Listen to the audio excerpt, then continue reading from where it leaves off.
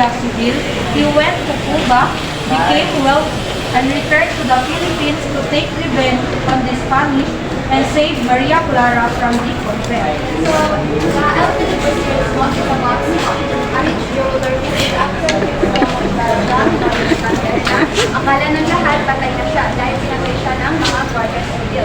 Pero sa totoo lang, nakatakas siya at pumunta sa Cuba at umamat. So, nung naging mayaman na siya, bumalik siya sa Pilipinas bilang ibang tao. So, pagbalik na siya sa Pilipinas, naging makakapagyan siya.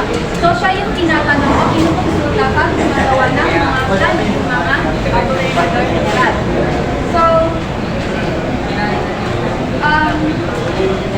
So, gumawa si Simon ng plano para mag-revolusyon.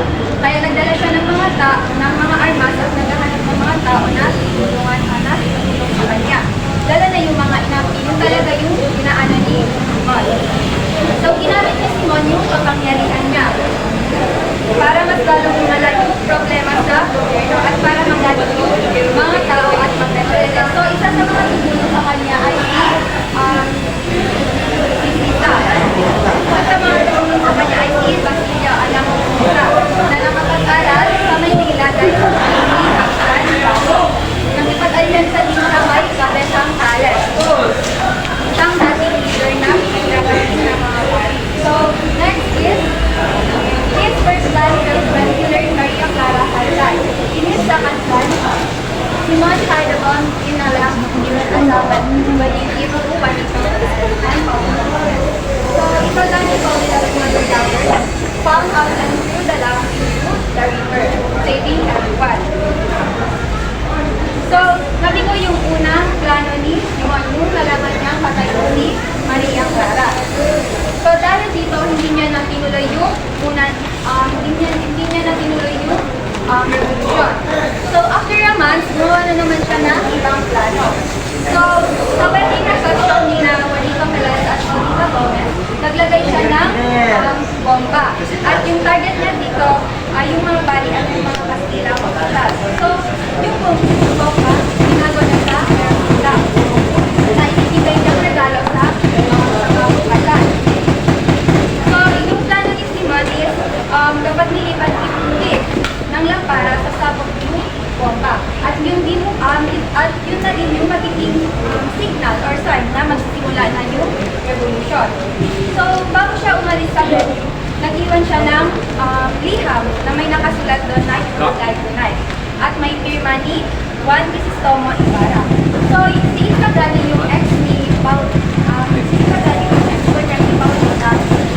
gusto niya pa rin iligtas yung dati niyang kasintahan. So,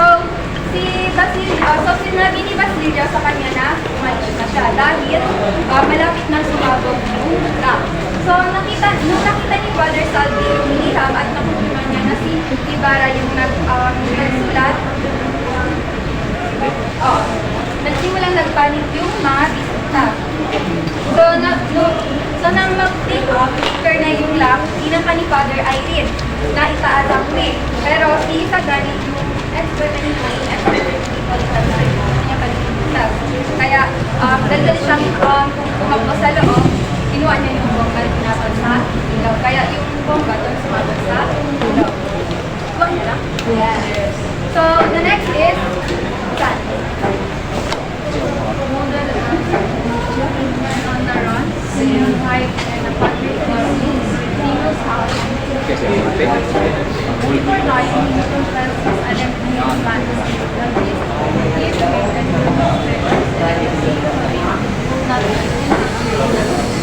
So, dahil dito nalaman yung plano ni Simon. So, nung time na yun, sulatan si Simon at pinaganap siya ng mga gwardiya. At nakatagpo si Simon ng disguise sa bahay ni Padre Florentino. So, yung bahay ni Padre Florentino is malapit sa dagat. So, nung nalaman ng mga gwardiya na nung malaman ng mga gwardiya na andun si Simon, uminang si Simon ng lason para hindi siya mahuli ng hangkay. So, bago siya mamatay, inamin niya sa bari na yung totoong pagkatao niya at yung mga lahat at yung lahat ng ginawa niya. Diyan, Kahit pa rin gusto tayo niya bang? magpagpapalaki. Hindi ka sa kantong record ko sa cellphone. And then sa last, tinatulong ko yung other yung kayamanan ng mga sa dagat para Ika na. Pasok mo na. Hindi ka niya pinapin ang mga